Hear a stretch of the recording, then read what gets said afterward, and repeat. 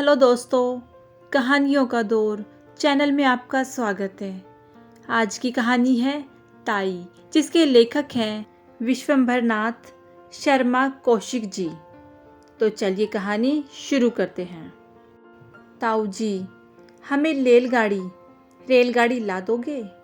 कहता हुआ एक 5 वर्षीय बालक बाबू रामजी दास की ओर दौड़ा। बाबू साहब ने दोनों बाहें फैलाकर कहा, हाँ बेटा, ला देंगे। उनके इतना कहते कहते बालक उनके निकट आ गया। उन्होंने बालक को गोद में उठा लिया और उसका मुख चूमकर बोले, क्या करेगा रेलगाड़ी? बालक बोला, उसमें बैठकर बलि दूल जाएंगे, हम भी जाएंगे, चुन्नी को भी ले जाएंगे, बाबूजी को नहीं ले जाएंगे। हमें रेलगाड़ी नहीं ला देते ताऊ जी, तुम ला दोगे तो तुम्हें ले जाएंगे। बाबू, और किसे ले जाएगा?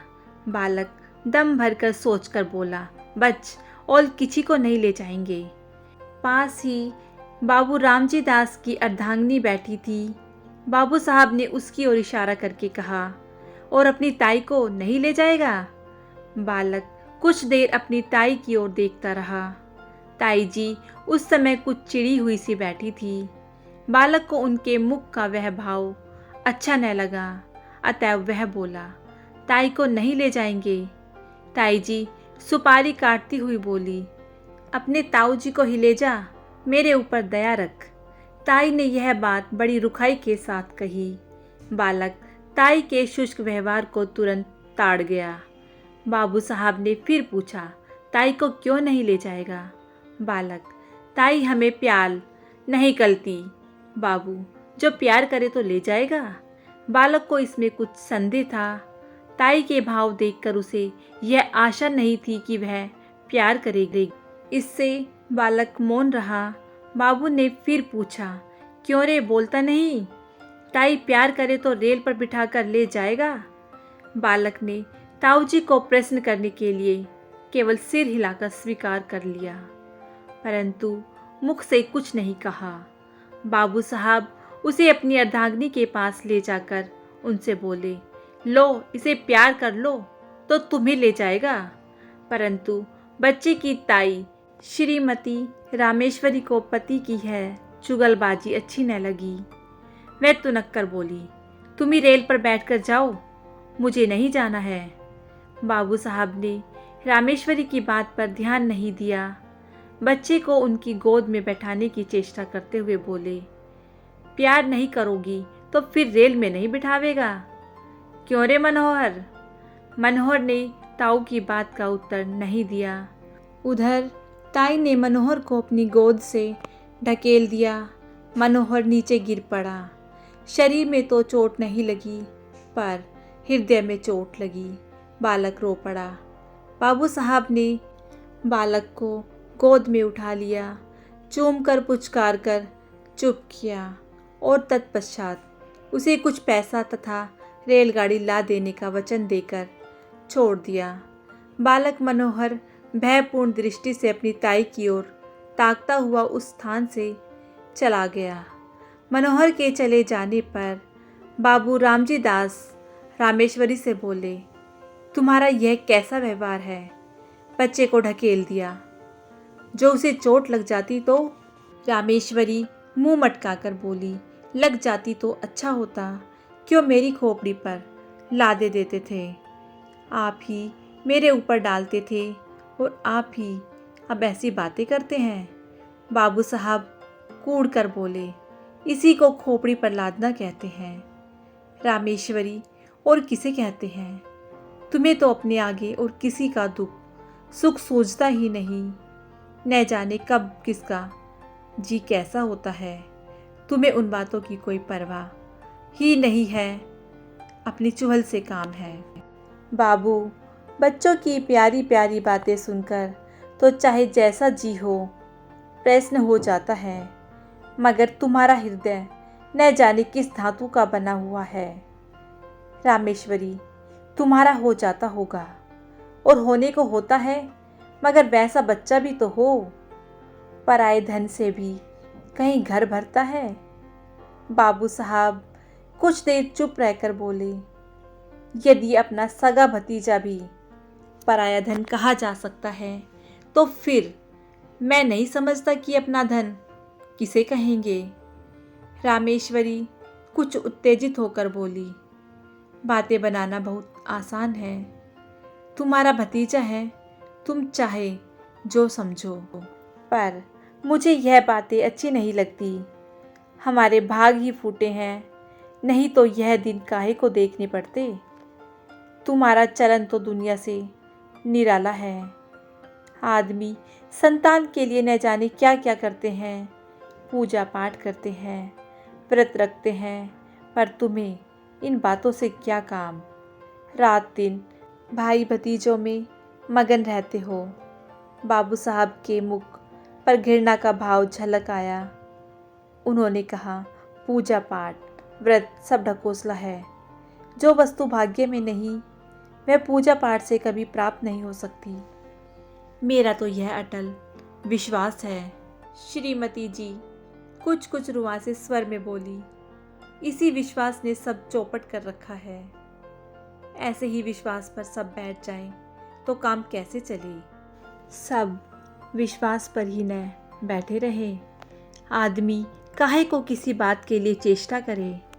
बाबू साहब ने सोचा कि मूर्ख स्त्री के मुंह लगना ठीक नहीं, अतएव वह स्त्री की बात का कुछ उत्तर न देकर वहाँ से टल गए। बाबू रामजी दास धनी आदमी हैं, कपड़े की आड़त का काम करते हैं, लेन देन भी है। इनसे एक छोटा भाई है, उसका नाम है कृष्णदास। दोनों भाइयों का परिवार एक में ही है। बाबू रामदास जी की आयु 35 के लगभग है और छोटे भाई कृष्णदास की आयु 21 के लगभग है। रामदास जी निसंतान हैं। कृष्णदास की 2 संतानें हैं, एक पुत्र, वही पुत्र जिससे पाठक परिचित हो चुके हैं, और एक कन्या है। कन्या की आयु 2 वर्ष के लगभग है। रामदास जी अपने छोटे भाई और उनकी संतान पर बड़ा स्नेह रखते हैं, ऐसा स्नेह कि उसके प्रभाव से उन्हें अपनी संतानहीनता कभी खटकती ही नहीं। छोटे भाई की संतान को अपनी संतान समझते हैं। दोनों बच्चे भी रामदास से इतने हिले हैं कि उन्हें अपने पिता से भी अधिक समझते हैं। परंतु रामदास की पत्नी रामेश्वरी को अपनी संतानहीनता का बड़ा दुख है। वह दिन रात संतान ही के सोच में घुली रहती है। छोटे भाई की संतान पर पति का प्रेम उनकी आंखों में कांटे की तरह खटकता है। रात के भोजन इत्यादि से निर्वृत्त होकर रामजी दास शैया पर लेटे शीतल और मंद वायु का आनंद ले रहे थे। पास ही दूसरी शैया पर रामेश्वरी हथेली पर सिर रखे किसी चिंता में डूबी हुई थी। दोनों बच्चे अभी बाबू साहब के पास से उठकर अपनी माँ के पास गए थे। बाबू साहब ने अपनी स्त्री की ओर करवट लेकर कहा, आज तुमने मनोहर को बुरी तरह ढकेला था कि मुझे अब तक उसका दुख है। कभी कभी तो तुम्हारा व्यवहार अमानुषिक हो उठता है। रामेश्वरी बोली, तुम्ही ने मुझे ऐसा बना रखा है। उस दिन उस पंडित ने कहा कि हम दोनों के जन्म पत्र में संतान का जोग है और उपाय करने से संतान हो सकती है। उसने उपाय भी बताए थे, पर तुमने उनमें से एक भी उपाय करके न देखा। बस तुम तो इन्हीं दोनों में मगन हो। तुम्हारी इसी बात से रात दिन मेरा कलेजा सुलगता रहता है। आदमी उपाय तो करके देखता है, फिर होना न होना भगवान के अधीन है। बाबू साहब हंसकर बोले, तुम्हारी जैसी सीधी स्त्री भी क्या कहूँ। तुम इन ज्योतिषियों की बातों पर विश्वास करती हो जो दुनिया भर के झूठे और धूर्त हैं। झूठ बोलने ही की रोटियां खाते हैं। रामेश्वरी तुनक कर बोली, तुम्हें तो सारा संसार झूठा ही दिखाई पड़ता है। ये पोथी पुराण भी सब झूठे हैं। पंडित कुछ अपनी तरफ से बनाकर तो कहते नहीं हैं। शास्त्र में जो लिखा है वही वे कहते हैं। वह झूठा है तो वे भी झूठे हैं। अंग्रेजी क्या पढ़ी, अपने आगे किसी को गिनते ही नहीं। जो बातें बाप दादा के ज़माने से चली आई हैं उन्हें भी झूठा बताते हैं। बाबू साहब, तुम बात तो समझती नहीं, अपनी ही ओटे जाती हो। मैं यह नहीं कह सकता कि ज्योतिष शास्त्र झूठा है, संभव है वह सच्चा हो, परंतु ज्योतिषियों में अधिकांश झूठे होते हैं। उन्हें ज्योतिष का पूर्ण ज्ञान तो होता नहीं। दो एक छोटी मोटी पुस्तकें पढ़कर ज्योतिषी बन बैठते हैं और लोगों को ठगते फिरते हैं। ऐसी दशा में उनकी बातों पर कैसे विश्वास किया जा सकता है। रामेश्वरी, सब झूठे ही हैं, तुम ही एक बड़े सच्चे हो। अच्छा, एक बात पूछती हूँ, भला तुम्हारे जी में संतान का मुख देखने की इच्छा क्या कभी होती नहीं? इस बार रामेश्वरी ने बाबू साहब के हृदय का कोमल स्थान पकड़ा। वह कुछ देर चुप रहे, तत्पश्चात एक लंबी सांस लेकर बोले, भला ऐसा कौन मनुष्य होगा जिसके हृदय में संतान का मुख देखने की इच्छा न हो? परंतु क्या किया जाए, जब नहीं है और नहीं होने की कोई आशा ही है, तब उसके लिए व्यर्थ चिंता करने से क्या लाभ। इसके सिवा जो बात अपनी संतान से होती है वही भाई की संतान से भी हो रही है। जितना स्नेह अपनी संतान पर होता है उतना ही इन पर भी है। जो आनंद उसकी बाल कीड़ा से आता है वही इनकी कीड़ा से भी आ रहा है। फिर नहीं समझता कि चिंता क्यों की जाए।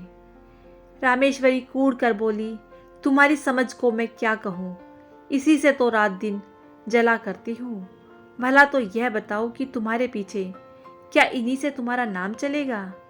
बाबू साहब हंसकर बोले, अरे तुम भी कहाँ की शुद्र बातें लाई हो। नाम संतान से नहीं चलता, नाम अपनी सुकृति से चलता है। तुलसीदास को देश का बच्चा बच्चा जानता है। सूरदास को मरे कितने दिन हो चुके थे। इसी प्रकार जितने महात्मा हो गए हैं उन सब का नाम क्या उनकी संतान की बदौलत चल रहा है? सच पूछो तो संतान से जितना नाम चलने की आशा रहती है उतनी ही नाम डूब जाने की संभावना रहती है। परंतु सुकृति एक ऐसी वस्तु है जिसमें नाम बढ़ने के सिवा घटने की आशंका रहती ही नहीं। हमारे शहर में रॉय गिरिधारी लाल कितने नामी थे, उनके संतान कहाँ है? पर उनकी धर्मशाला और अनाथालय से उनका नाम अब तक चल रहा है, अभी न जाने कितने दिनों तक चला जाएगा। रामेश्वरी, शास्त्र में लिखा है जिसके पुत्र नहीं होता उनकी मुक्ति नहीं होती। बाबू, मुक्ति पर मुझे विश्वास नहीं। मुक्ति है किस चिड़िया का नाम? यदि मुक्ति होना भी मान लिया जाए, वो यह कैसे माना जा सकता है कि सब पुत्र वालों की मुक्ति हो ही जाती है? मुक्ति का भी क्या सहज उपाय है कि जितने पुत्र वाले हैं सभी को तो मुक्ति हो ही जाती होगी? रामेश्वरी निरुत्तर होकर बोली, अब तुमसे कौन बकवास करे? तुम तो अपने सामने किसी को मानते ही नहीं। मनुष्य का हृदय बड़ा ममता प्रेमी है। कैसी ही उपयोगी और कितनी ही सुंदर वस्तु क्यों न हो, जब तक मनुष्य उसको पराई समझता है तब तक उससे प्रेम नहीं करता। किंतु भद्दी से भद्दी और बिल्कुल काम में न आने वाली वस्तु को यदि मनुष्य अपनी समझता है तो उससे प्रेम करता है। पराई वस्तु कितनी ही मूल्यवान क्यों न हो, कितनी ही उपयोगी क्यों न हो, कितनी ही सुंदर क्यों न हो, उसके नष्ट होने पर मनुष्य कुछ भी दुख का अनुभव नहीं करता, इसलिए कि वह वस्तु उसकी नहीं पराई है। अपनी वस्तु जितनी भी भद्दी हो, काम में न आने वाली हो, नष्ट होने पर मनुष्य को दुख होता है, इसलिए कि वह अपनी चीज़ है। कभी कभी ऐसा भी होता है कि मनुष्य पराई चीज़ से प्रेम करने लगता है।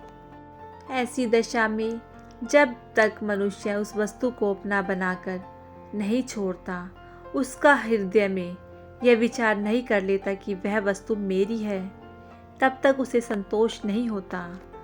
ममत्व से प्रेम उत्पन्न होता है और प्रेम से ममत्व, इन दोनों का साथ चोरी दामन का सा है। ये कभी पृथक नहीं किए जा सकते। रामेश्वरी को माता बनने का सौभाग्य प्राप्त नहीं हुआ था, उनका हृदय एक माता का हृदय बनने की पूरी योग्यता रखता था। उनके हृदय में वे गुण विद्यमान तथा अंतर्निहित थे जो एक माता के हृदय में होते हैं, परंतु उसका विकास नहीं हुआ था। उनका हृदय उस भूमि की तरह था जिसमें बीज तो पड़ा हुआ है, पर उसको सींचकर और इस प्रकार बीजों को प्रस्फुटित करके भूमि के ऊपर लाने वाला कोई नहीं। इसलिए उनका हृदय उन बच्चों की ओर खींचता तो था, परंतु जब उन्हें ध्यान आता कि ये बच्चे मेरे नहीं दूसरे के हैं, तब उनके हृदय में उनके प्रति द्वेष उत्पन्न होता था, घृणा पैदा होती थी। विशेषकर उस समय उनके द्वेष की मात्रा और भी बढ़ जाती थी जब वह यह देखती थी कि उनके पतिदेव उन बच्चों पर प्राण देते हैं जो उनके रामेश्वरी के नहीं हैं। शाम का समय था। रामेश्वरी खुली छत पर बैठी हवा खा रही थी। पास उनकी देवरानी भी बैठी थी। दोनों बच्चे छत पर दौड़ दौड़ कर खेल रहे थे। रामेश्वरी उनके खेल को देख रही थी। इस समय रामेश्वरी को उन बच्चों का खेलना कूदना बड़ा भला मालूम हो रहा था। हवा में उड़ते हुए उनके बाल, कमल की तरह खिले उनके नन्हे नन्हे मुख, उनकी प्यारी प्यारी तोतली बातें, उनका चिल्लाना, भागना, लौट जाना इत्यादि क्रीड़ाएं उसके हृदय को शीतल कर रही थी। सहसा मनोहर अपनी बहन को मारने दौड़ा। वह खिलखिलाती हुई दौड़कर रामेश्वरी की गोद में जा गिरी। उसके पीछे पीछे मनोहर भी दौड़ता हुआ आया और वह भी उन्हीं की गोद में जा गिरा। रामेश्वरी उस समय सारा द्वेष भूल गई। उन्होंने दोनों बच्चों को उसी प्रकार हृदय से लगा लिया जिस प्रकार मनुष्य लगाता है जो कि बच्चों के लिए तरस रहा हो। उन्होंने बड़ी सतृष्णता से दोनों को प्यार किया। उस समय यदि कोई अपरिचित मनुष्य उन्हें देखता तो उसे यह विश्वास होता कि रामेश्वरी उन बच्चों की माता है। दोनों बच्चे बड़ी देर तक उनकी गोद में खेलते रहे। सहसा उसी समय किसी के आने की आहट पाकर बच्चों की माता वहां से उठकर चली गई। मनोहर रेलगाड़ी कहते हुए बाबू रामजी दास छत पर आए। उनका स्वर सुनते ही दोनों बच्चे रामेश्वरी की गोद से निकलकर भागे।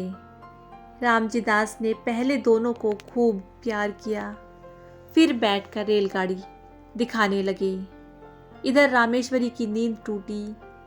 पति को बच्चे में मगन होते देखकर उनकी भौहें तन गई। बच्चों के प्रति हृदय में फिर वही घृणा और द्वेष भाव जाग उठा। बच्चों को रेलगाड़ी देकर बाबू साहब रामेश्वरी के पास आए और मुस्कुराकर बोले, आज तो तुम बच्चों को बड़ा प्यार कर रही थी। इससे मालूम होता है कि तुम्हारे हृदय में भी उनके प्रति कुछ प्रेम अवश्य है। रामेश्वरी को पति की यह बात बहुत बुरी लगी। उन्हें अपनी कमजोरी पर बड़ा दुख हुआ। केवल दुख नहीं, अपने ऊपर क्रोध भी आया। वह दुख और क्रोध पति के उक्त वाक्यों से और भी बढ़ गया। उनकी कमजोरी पति पर प्रकट हो गई। यह बात उनके लिए असह्य हो उठी। रामजी दास बोले, इसलिए मैं कहता हूँ कि अपनी संतान के लिए सोच करना वृथा है। यदि तुम इनसे प्रेम करने लगो तो तुम्हें ये अपनी संतान प्रतीत होने लगेंगे। मुझे इस बात से प्रसन्नता है कि तुम इनसे स्नेह करना सीख रही हो। यह बात बाबू साहब ने नितांत हृदय से कही थी, परंतु रामेश्वरी को इसमें व्यंग्य की तीक्ष्ण गंध मालूम हुई। उन्होंने कूड़ कर मन में कहा, इन्हें मौत भी नहीं आती, मर जाए, पाप कटे। आठों पैर आंखों के सामने रहने से प्यार की जी ललचा ही उठता है। इनके मारे कलेजा और भी जला करता है। बाबू साहब ने पत्नी को मौन देखकर कहा, अब चेपने से क्या लाभ। अपने प्रेम को छिपाने की चेष्टा करना व्यर्थ है। छिपाने की आवश्यकता भी नहीं। रामेश्वरी जल भुनकर बोली, मुझे क्या पड़ी है जो मैं प्रेम करूंगी। तुम्ही को मुबारक रहे। निगोड़े आप ही आ के घुसते हैं। एक घर में रहने में कभी कभी हंसना बोलना पड़ता ही है। अभी परसों जरा यूं ही ढकेल दिया, उस पर तुमने सैकड़ों बातें सुनाई।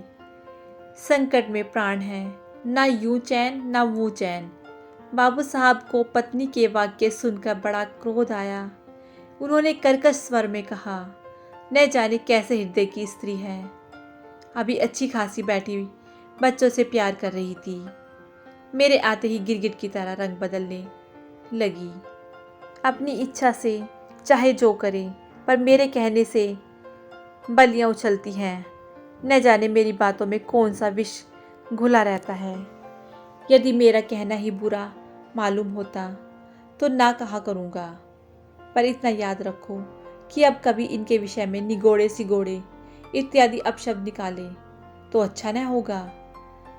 तुमसे मुझे ये बच्चे कहीं अधिक प्यारे हैं। रामेश्वरी ने इसका कोई उत्तर न दिया। अपने शोभ तथा क्रोध को वे आंखों द्वारा निकालने लगी।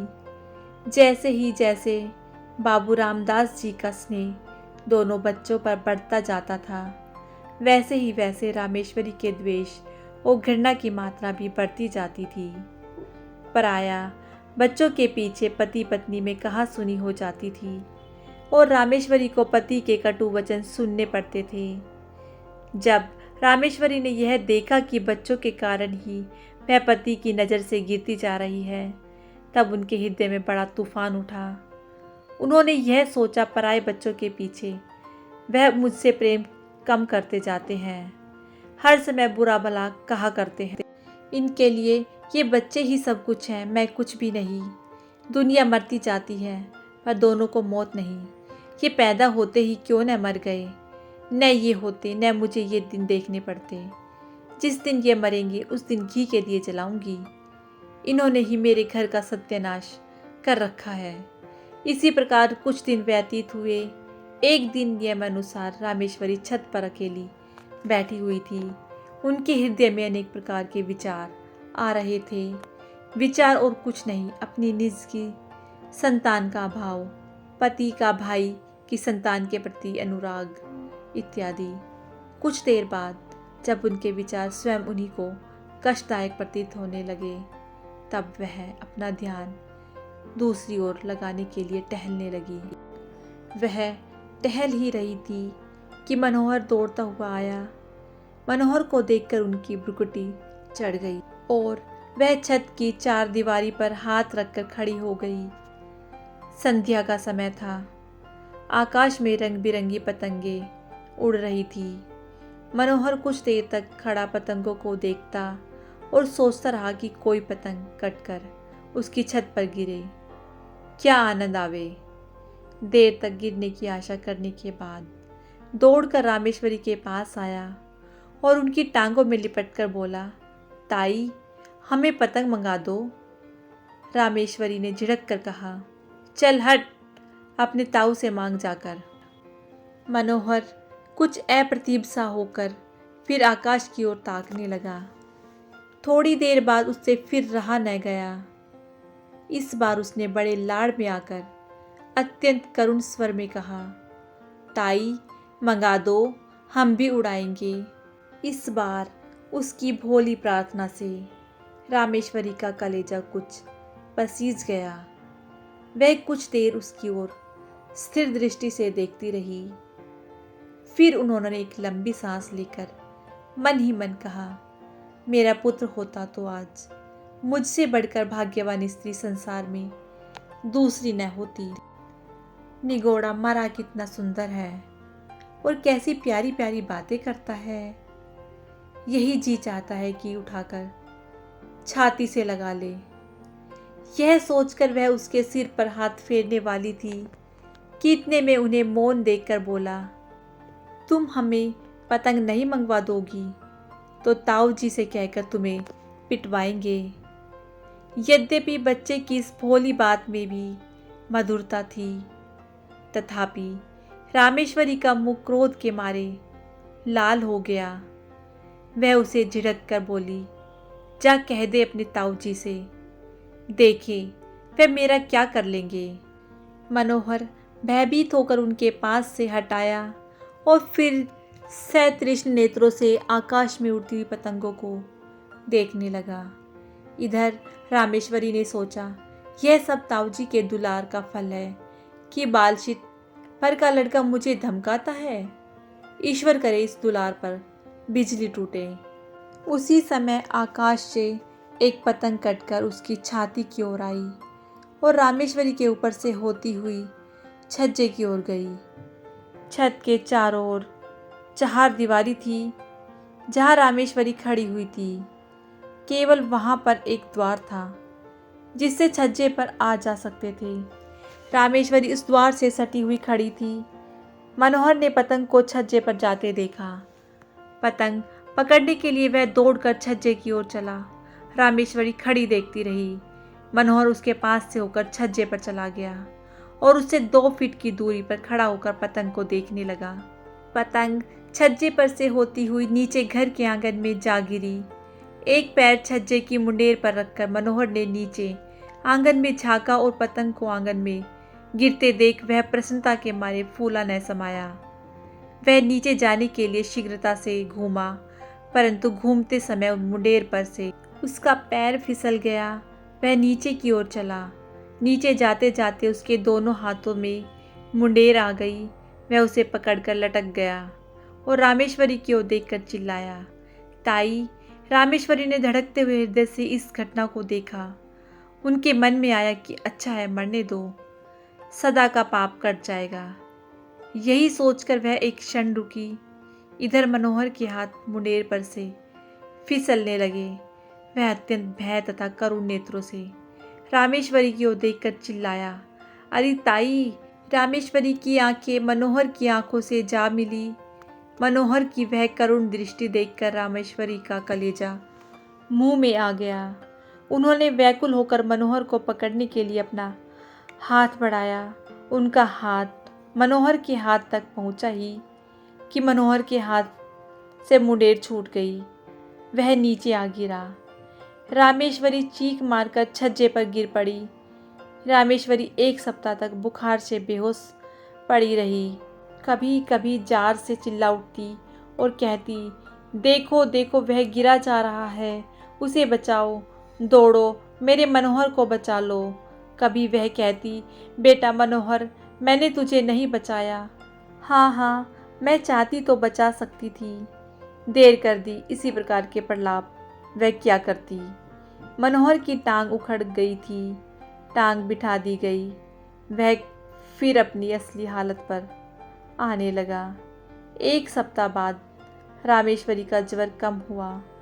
अच्छी तरह होश आने पर उन्होंने पूछा, मनोहर कैसा है?